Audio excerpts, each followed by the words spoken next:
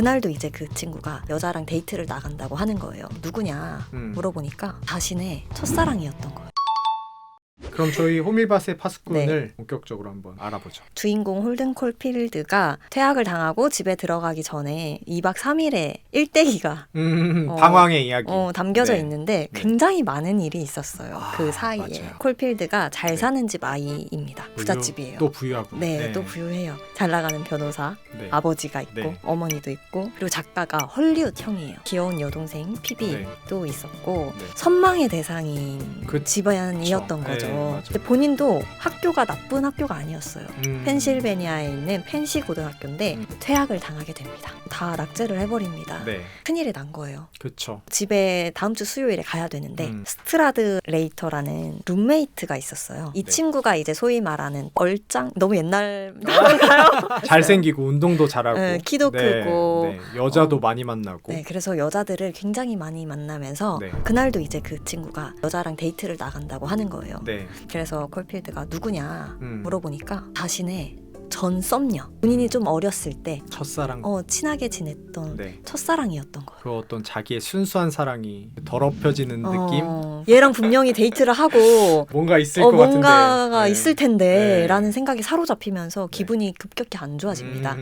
근데 심지어 더 안 좋아질 수밖에 없었던 게 나가면서 나 데이트하고 올 때까지 내 장문 숙제 좀 해달라고 시중 드는 친구처럼 약간 빵 셔틀 느낌의 나라.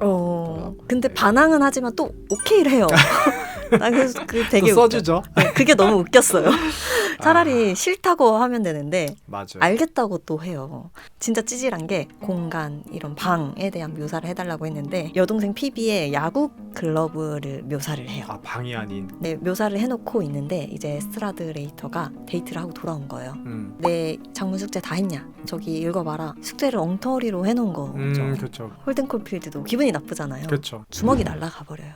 이제 근데 체급 차이가 있으니까 미안하다고 해야 되는데 더 소리를 막 쳐요. 너 쓰레기다, 넌 더럽다 막 이러면서 더 맞죠. 특이한 캐릭터예요. 저 같으면 이제 기숙사에 있기 싫을 것 같아요. 그래서 이 친구도 똑같아요. 뛰쳐나옵니다. 불행 중 다행인 게 이 친구가 부자잖아요. 할머니가 생일 때마다 좀 용돈을 거하게 해주셔서 이제 뉴욕에 있는 호텔로 갑니다. 그 세계가 또 좋은 세계가 아니에요. 막 이상한 사람들이 유흥가에 있고 호텔 방에 들어가자마자 그 맞은편 방에 남녀가 장면들이 보이고 이상한 장면들도 보이고 이러면서 학교를 떠나서 이제 성인의 세계로 가네요. 그렇죠? 성인의 세계. 근데 학교도 약간 본인이 생각했을 때 혐오스러운 세계였는데 더 혐오스러운 세계로.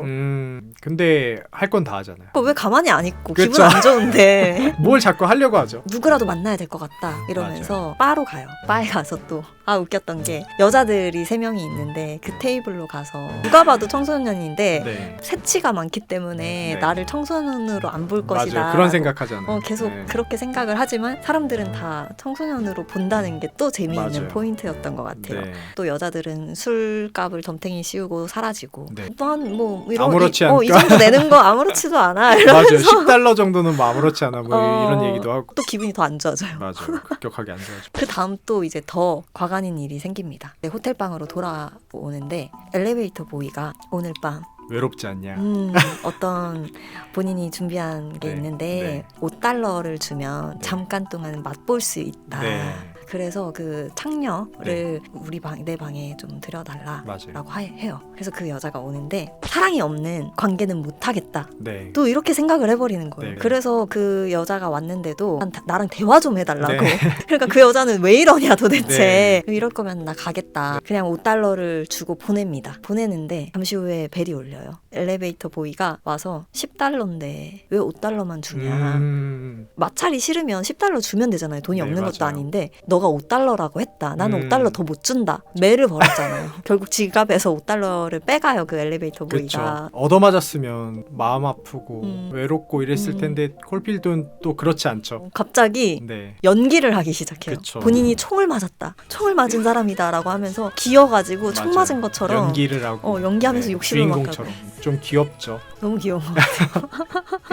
맞고 싶었던 거 아닐까요? 이런 일까지 겪고 나서 또 외로워요. 본인이 좋아하는 여자 셀리라는 얘는 이제 또 퀸카야. 친구한테 연락을 하는데 다행히 만나준다는 거예요. 네. 근데 또 만나자마자 고백해요. 보자마자 결혼 생각부터 하죠. 아 예쁘다. 결혼해야겠다. 셀리는 사실 순수한 대상이 아니었거든요. 근데 사실은 본인도 거기에 끌리는 거예요. 계속 네. 이제 동상이몽인 거죠. 그렇죠. 그러면서 서부에 같이 가자. 뜬금없이 어, 셀리는 뉴욕을 사랑하고 잘 적응한 그쵸. 여인이죠. 셀리도 결국 떠나갑니다. 다 떠나가네요. 네. 이 순간에 또 생각나는 친구가 있었어요. 여동생 피비. 피비를 또 만나러 집에 갑니다. 네, 집에 가면 위험한데. 들키면 안 되니까 네.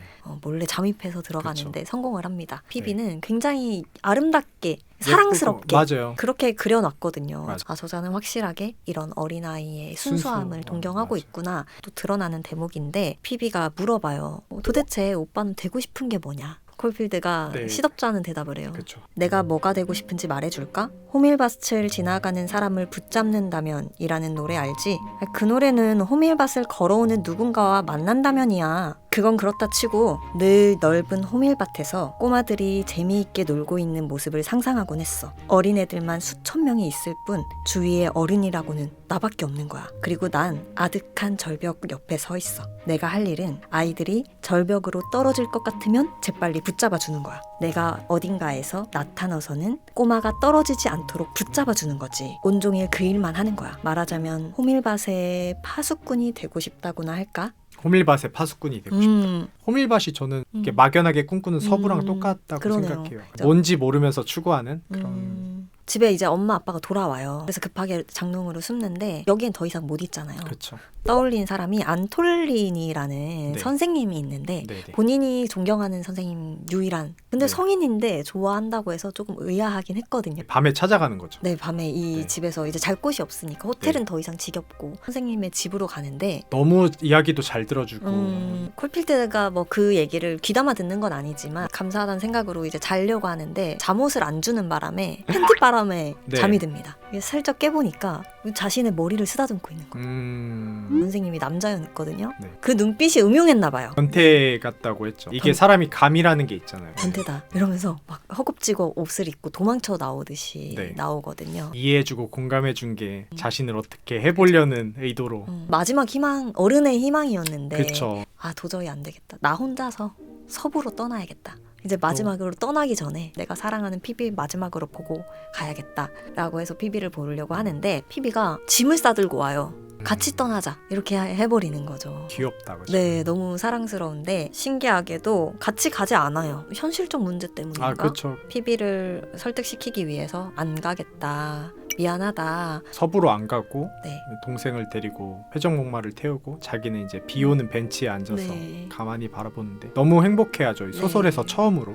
이게 행복이다라고 네. 생각을 한 거죠. 진짜 서부에 가지 않았을지 이야기는 사실 여기서 이제 네. 끝나고 그 뒤에 이야기를 살짝 하면서 이제 끝이 나잖아요. 정신병원에서 네, 맞아요. 이제 치료를 받는지 입원했는지는 안 나오지만 네. 그렇게 이야기가 끝이 나죠. 서부에 갔을까요? 갔을 것 같아요. 안 갔을 수도 있을 것 같고 어. 피비를 보고 또 행복했으니까 행복이 여기 있다 이렇게 느꼈을 수도 있고. 근데 피비는 결국 어른이 되잖아요. 아, 맞아요.